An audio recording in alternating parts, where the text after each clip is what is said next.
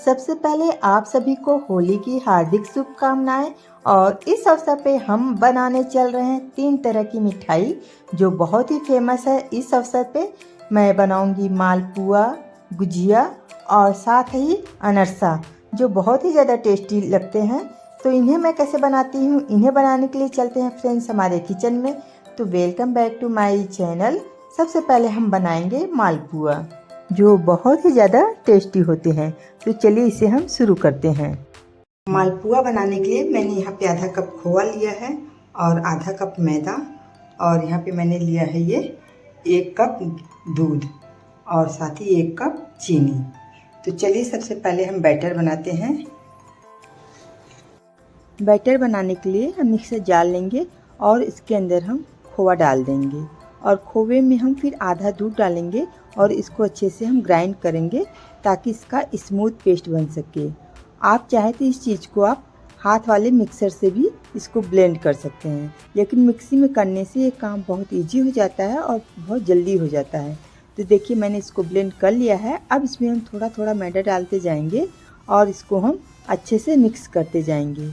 और एक साथ हम सारा मैदा नहीं डालेंगे वरना लम्स पड़ सकते हैं। तो इस तरह से थोड़ा थोड़ा मैदा डालिए, थोड़ा थोड़ा दूध ऐड करिए और मिक्सर को एक बार चला दीजिए। तो लीजिए मेरा बैटर बन के तैयार हो चुका है।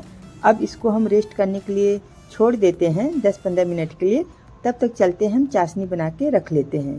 तो चाशनी बनाने के लिए हमने 1 कप चीनी लिया हुआ है और 1 कप हम इसके अंदर पानी डालेंगे। अब इसको हम मीडियम आंच पर हम चीनी को गलने तक पकाएंगे। हमें अभी तेज़ आंच नहीं करना है वरना सारा पानी इसका भाप बन के उड़ जाएगा और चाशनी हमारी गाढ़ी हो जाएगी। तो चलिए कलर के लिए साथ ही फ्लेवर के लिए हम इसमें केसर के धागे डाल दिए हैं। ये पूरी तरह से ऑप्शनल है। तो इसको हम अच्छे से मिक्स कर ले रहे हैं ताकि हमारी चीनी जल्दी से डिजॉल्व हो जाए। आप यहाँ चाहें तो फूड कलर भी डाल सकते हैं। और साथ ही यहाँ पे मैंने 1 इलायची का पाउडर भी इसके अंदर डाल दिया है। अब इसको हम अच्छे से मिक्स कर ले रहे हैं। चीनी हमारी लगभग गलने वाली है और जैसे ही चीनी गल जाएगी हम फ्लेम को लो कर देंगे और धीमी आंच पे इसे हम 5 मिनट तक पकाएंगे। हमें इसको इतना पकाना है जैसे ये हाथ में चिपचिपी लगे, बहुत गाढ़ा नहीं बनाना है। हमें इसमें कोई भी 1 तार की चाशनी या 2 तार की चाशनी नहीं बनानी है, बस इसको हमें चिपचिपा होने तक पकाना है। इस तरह से टच करिए, ये देखिए चिपचिपी हो गई है। अब हम गैस के फ्लेम को बंद कर देंगे। हमारी चाशनी बाद में क्रिस्टलाइज ना हो इसके लिए हम इसमें आधा नींबू निचोड़ देंगे, तो उससे इसके अंदर क्रिस्टल नहीं बनेंगे। अब हमारी चाशनी बन के पूरी तरह से तैयार हो चुकी है। और एक बात का ध्यान रखेंगे, नींबू डालने के बाद हमें चाशनी को बिल्कुल भी नहीं पकाना है वरना ये थोड़ा सा कड़वा हो जाएगा। अब इधर मैंने घी गर्म होने के लिए रख दिया था। अब इसमें हम कलछी की सहायता से बैटर को डालेंगे और हमें आँच को स्लो रखना है ताकि ये अच्छे से पक जाएँ। तो कढ़ाई में जितना स्पेस है हम उतना इसके अंदर डाल दे रहे हैं। तो इसमें 4 अच्छे से मालपुए बन जाएंगे। तो मैं इसके अंदर 4 मालपुए डाल दे रही हूँ और बहुत ज़्यादा मालपुए न डालें वरना ये आपस में चिपक जाएंगे। तो जितने आराम से बन सके उतने ही बनाएंगे। तो अब इनको हम अच्छा सा कलर आ जाने देंगे, फिर उसके बाद इसको हम साइड इसकी चेंज करें। तो कलछी से इस तरह से थोड़ा घी ऊपर डालते जाएंगे ताकि ऊपर वाला भी सरफेस हमारा अच्छे से कुक होता जाए। और धीरे धीरे इसको हम अभी टच किए हैं तो लग रहा अभी ये नीचे से नहीं पका, इसलिए वो अभी चिपका हुआ है। जैसे ये पक जाएगा तो ये अपने आप ही जैसे कलछी डालेंगे ये आराम से पलट जाएगा। तो आप इसको पलट लीजिए। तो ये देखिए अभी पलटने में दिक्कत हो रही तो मैं एक कलछी और लगा ले रही हूँ और इस तरह से इसको मैं पलट ले रही हूँ। तो हमें दोनों तरफ इसे गोल्डन सुनहरा होने तक सेकना है और धीमी आँच पे सेकेंगे ताकि ये अच्छे से अंदर तक कुक हो जाए।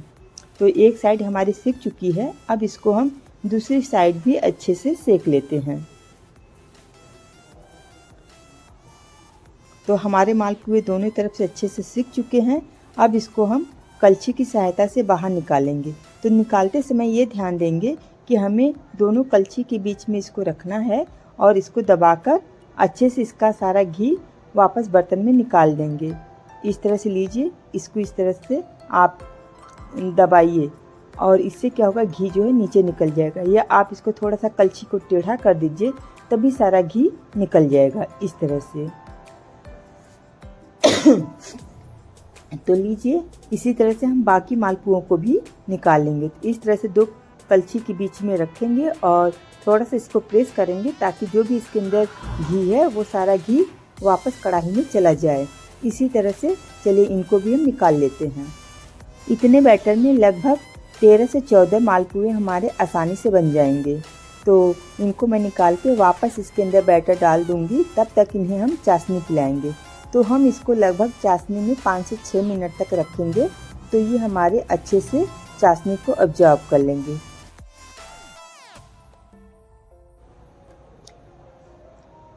अब इसके अंदर हम फिर से बैटर को फैलाएंगे, इस तरह से कलछी से लेंगे और इसके अंदर बैटर को डाल देंगे। ये बहुत ही आसान है। अब इसको हम सिकने देते हैं। तब तक हमने इधर मालपुओं को चाशनी के अंदर डुबो दिया है, तो ये लगभग 6-7 मिनट इसके अंदर रहेंगे और ये चाशनी को ऑब्जर्व कर लेंगे। और इन मालपुओं को भी हम उसी तरह से इसको सेकेंगे। तो घी को हम ऊपर इस तरह से डालते जाएंगे और जब ये एक तरफ से पक जाएंगे तब हम दूसरी साइड इसको हम पलट लेंगे।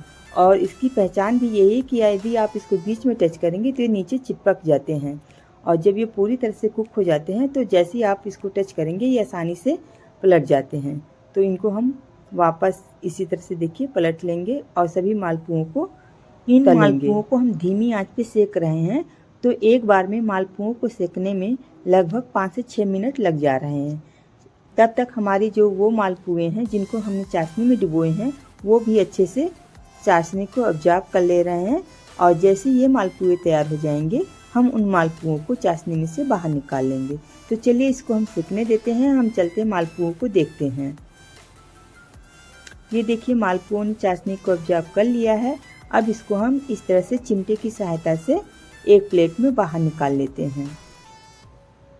और ये मालपुओं ने चाशनी को बहुत अच्छे से ऑब्जर्व कर लिया है और ये देखने में ही बहुत डिलीशियस लग रहा है। तो इसी तरह से हम बाकी सभी मालपुओं को तलेंगे और फिर चाशनी के अंदर 5 से 6 मिनट 7 मिनट तक डुबोएंगे। और उसके बाद हम इसको पिस्ता या काजू, आप किसी भी ड्राई फ्रूट से इसको गार्निश कर सकते हैं।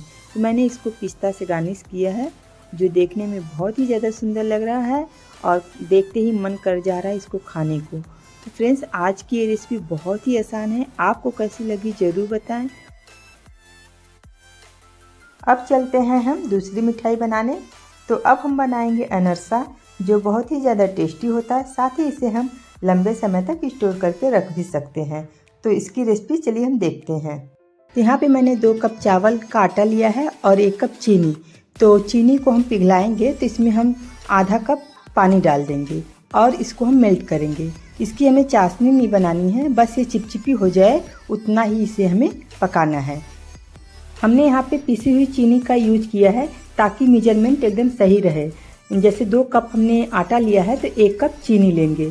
तो इधर हमारी चीनी भी पिघल चुकी है और ये देखिए चिपचिपी हो चुकी है। तो चलिए अब इसी स्टेज पर हम इसमें चावल का आटा डालेंगे। तो हम इसमें चावल का आटा जो है थोड़ा थोड़ा करके डालेंगे, एक साथ नहीं डालेंगे।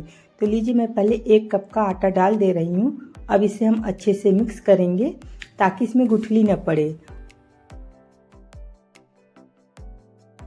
तो लीजिए, ये हमारा मिक्स हो चुका है। चलिए हम दूसरा कप का आटा भी इसके अंदर डाल दे रहे हैं। अब इसको भी हम अच्छे से मिक्स कर ले रहे हैं। तो ये बहुत आसानी से मिक्स हो जाता है और इसे हमें धीमी आंच पर कम से कम 10-15 मिनट तक पकाना है। और साथ ही इसमें हम 2-3 चम्मच देसी घी डाल दे रहे हैं, जिससे ये बहुत ज़्यादा खस्ता बनेगा। तो और फ्लेवर के लिए इसमें हम थोड़ा सा इलायची का पाउडर भी डाल देंगे। तो अब इन सभी चीज़ों को अच्छे से मिक्स करेंगे। अब इसे हम धीमी आंच पे लगभग 10 मिनट और पका लेते हैं। और तेज़ आंच पे यदि हम पकाएंगे तो हार्ड हो जाएगा, तो इसे हमें धीमी आंच पर ही पकाना है। तो लीजिए, ये पकते हुए लगभग 15 मिनट हो चुका है। अब इसे हम बाहर निकाल ले रहे हैं। तो मैं एक बर्तन में इसको बाहर निकाल दे रही हूँ और इसे 6-7 घंटे के लिए रख दूँगी। तो चलिए इसको ढक कर रख देते हैं। तो 7 घंटे हो चुके हैं। अब ये देखिए हमारा डो इस फॉर्म में है। तो इसको हम थोड़ा सा घी लगाकर अच्छे से मसल लेंगे। इसमें चीनी डाला है तो इसलिए थोड़ा चिपचिपा है, तो इसलिए हम इसमें घी लगा लगा के इसको अच्छे से हम मसल लेंगे। और इसको मसलने में भी लगभग हम 5-10 मिनट का टाइम देंगे।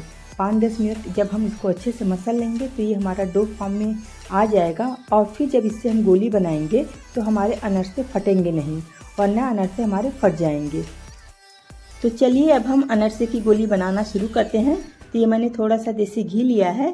अब हम इसे थोड़ा सा हाथ में लगा लेंगे। अब इसके बाद थोड़ी सी हम आटा लेंगे और इसको हम थोड़ा सा इस तरह से राउंड राउंड कर लेंगे। अब इसके अंदर हम ये तिल लपेट लेंगे। तो जब ये गोल हो जाएगा एकदम चिकना कर लेंगे, ज़रा सा भी क्रैक न रहे इसमें। फिर इसको हम तिल में इस तरह से अच्छे से लपेट देंगे। तो थोड़ा सा इसको फिर और हम प्रेस कर देंगे ताकि ये तिल इस पर अच्छे से चिपक जाए। फिर हम लोई लेंगे। इसी तरह से हम सभी अनरसे बना के तैयार करेंगे। तो लीजिए मैंने इसको भी तैयार कर लिया। इसको भी हम देखिए इस तरह से अच्छे से कोट कर दे रहे हैं और फिर उसके बाद इसको हम तो यहाँ पे मैंने 5 अनरसे बना के तैयार कर लिए हैं। अब इसको हम तलेंगे। तो मैंने यहाँ पे घी गर्म होने के लिए रख दिया था। हमें यहाँ पे घी को अच्छे से गर्म कर लेना है और हमें इसे मीडियम से तेज़ आंच पर ही तलना है। धीमी आंच पे करेंगे तो ये फैलने लगता है। तो मैंने इस पाँचों को इसके अंदर डाल दिया है। अब इसको हम टच अभी नहीं करेंगे। जब ये अच्छा से सिक जाएगा तो उसमें हमें कलर समझ में आ जाएगा कि नीचे से ये सिक गया है। तो ये देखिए नीचे से अब सिक चुका है। अब इसको हम पलट लेंगे। तो हम सभी अनरसों को पलट लेते हैं और दूसरी साइड भी हम इसको अच्छे से सेकेंगे। तो हम इस तरह से एक बार कढ़ाई में हम उतने ही अनरसे डालेंगे जितने ही आसानी से मतलब तले जा सके, क्योंकि अनरसे थोड़े से फैलते हैं। तो लीजिए मेरे अनरसे ये तल चुके हैं। दोनों तरफ से देखिए कितना सुंदर कलर आया है और तिल की वजह से ये बहुत ज़्यादा सुंदर लगता है। तो चलिए अब इसको मैं बाहर निकाल लेती हूँ।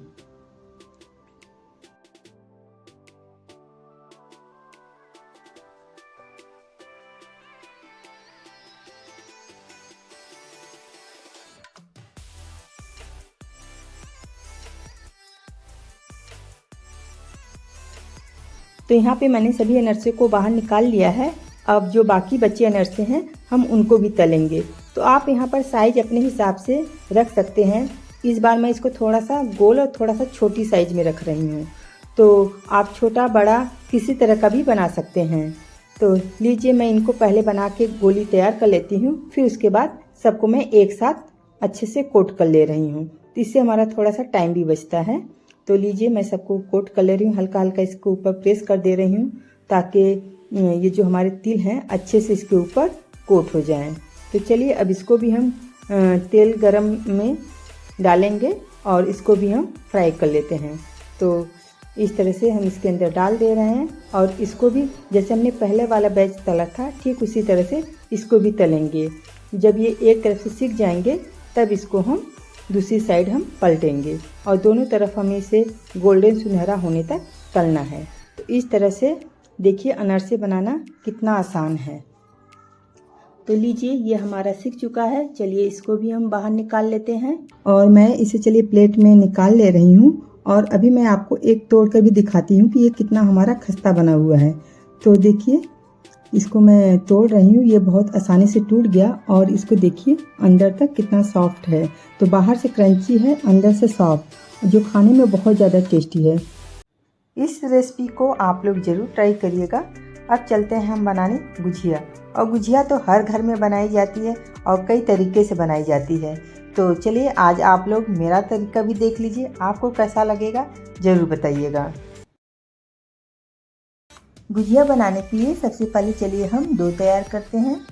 तो डो तैयार करने के लिए मैं यहाँ पर जो है लगभग 250 ग्राम मैदा ले रही हूँ।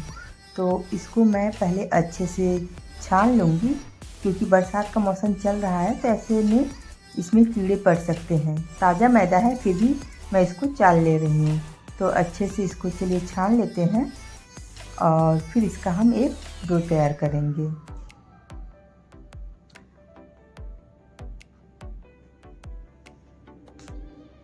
तो लीजिए मैंने मैदा को अच्छे से छान लिया है।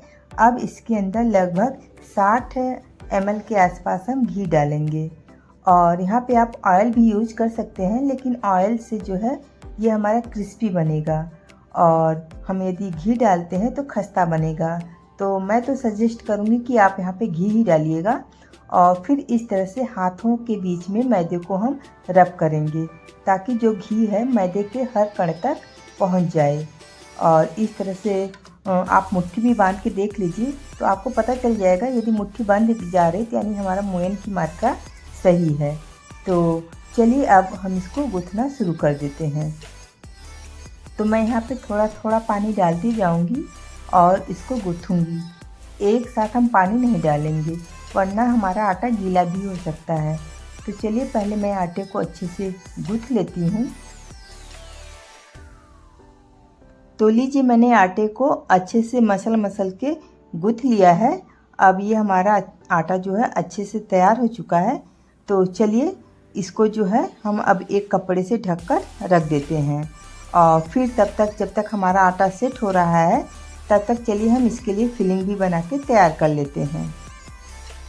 फिलिंग बनाने के लिए ये मैंने घर पे 200 ग्राम खोया बनाया हुआ, साथ ही इसमें डालने के लिए ड्राई फ्रूट्स को मैंने कट कर लिया है। तो मैंने ड्राई फ्रूट्स में बादाम, काजू, पिस्ता, नारियल, किशमिश, चिरौंजी लिया है। आप कोई भी ड्राई फ्रूट्स ले सकते हैं। और साथ ही मैंने 50 ग्राम के आसपास सूजी भी लिया है और पिसी हुई चीनी स्वाद के अनुसार।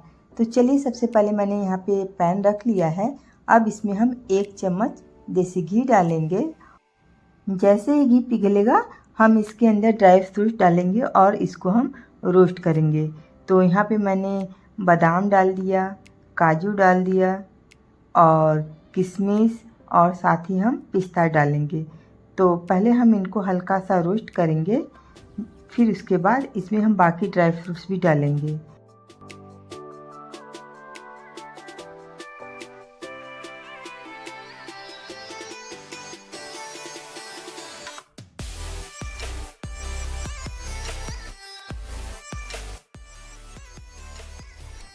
हमारे ये ड्राई फ्रूट्स भुन चुके हैं। अब इसके अंदर हम किशमिश डालेंगे और साथ ही हम डेसिकेटेड नारियल भी डाल देंगे।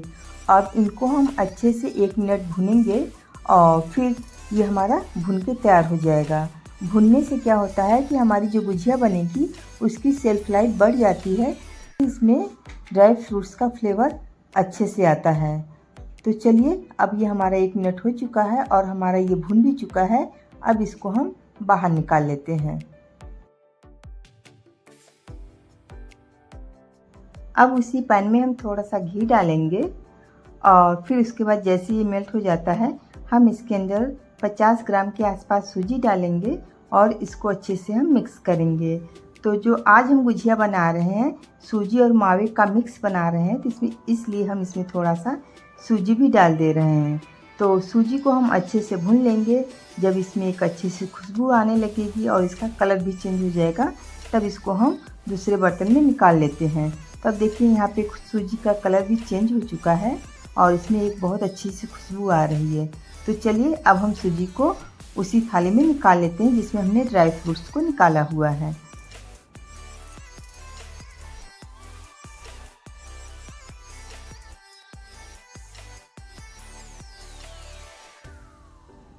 आज मैं बहुत ज़्यादा बर्तन यूज नहीं कर रही हूँ, तो मैं उसी कढ़ाई में अब जो मावा मैंने बनाया था अब उसको भी हल्का सा भूनेंगे। क्योंकि मैंने मावे को कल ही बना के रख लिया था, तो थोड़ा सा हम इसको भून लेते हैं कि यदि इसमें मॉइस्चर है तो वो ख़त्म हो जाएगा। तो और इससे क्या होता है गुजिया की सेल्फ लाइफ बढ़ जाएगी। अब चलिए ये भी हमारा मावा भी बन चुका है। तो चलिए अब सभी चीज़ों को हम अच्छे से मिक्स करेंगे। साथ ही अब फ्लेवर के लिए मैं यहाँ पे डाल दे रही हूँ 6-7 इलायची को मैंने कूट के रख लिया था। अब इसके अंदर हम स्वाद के अनुसार चीनी भी ऐड करेंगे। तो आप यहाँ पे बूरा भी यूज कर सकते हैं। तो मैंने चीनी को पीस लिया था और टेस्ट के अकॉर्डिंग इसको मैंने ऐड कर लिया है। अब सभी चीज़ों को हम अच्छे से मिक्स करेंगे। तो लीजिए सभी चीज़ें हमारी मिक्स हो चुकी है। अब चलिए मैं इसको एक दूसरे बर्तन में ट्रांसफ़र कर लेती हूँ। और साथ ही हमारा आटा भी तैयार हो चुका है। इसको मैंने 30 मिनट पहले ही गूँथ लिया था। अब गुजिया बनाना शुरू करते हैं। तो हम थोड़ा सा आटा लेंगे और उसकी लोई बनाएंगे। फिर हम इसका पेड़ा बना के रोटी की तरह बेलेंगे। जिस तरह से हम पूरी बेलते हैं उसी तरह से इसको हम बेल लेंगे। तो हमें बहुत इसको मोटा नहीं रखना है और न बहुत ज़्यादा पतला।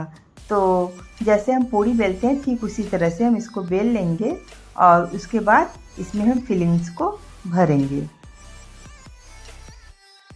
आप गुजिया बनाने के लिए सांचे का यूज कर सकते हैं और बिना सांचे के भी बना सकते हैं। तो आज मैं सांचे का यूज कर रही हूँ। तो इसमें मैंने जो पूड़ी बेली है अब इसके ऊपर रखेंगे और इस तरह से थोड़ा सा प्रेस करके अब इसके अंदर हम 2 चम्मच फिलिंग को भर देंगे। फिलिंग भरने के बाद बस इसको हम सांचे से कट कर लेंगे और हमारी गुजिया तैयार हो जाएगी।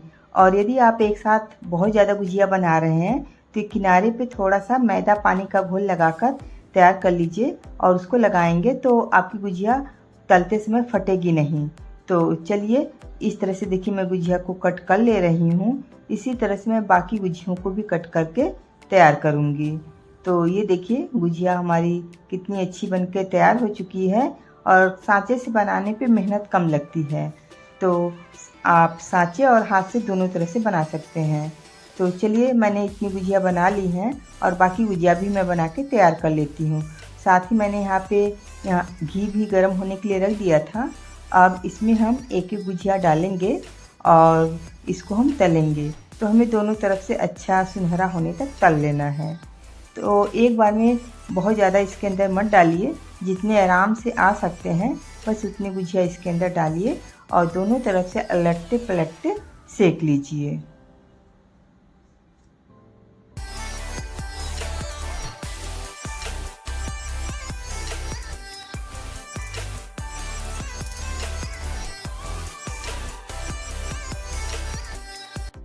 ये लीजिए हमारी गुजिया तल के तैयार हो चुकी है।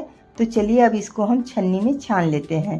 तो इस तरह से मैंने एक दूसरी छन्नी ली है और इसके ऊपर मैं गुजिया को रख दे रही हूँ, जिससे हमारा एक्स्ट्रा घी जो है वापस कढ़ाई में चला जाए।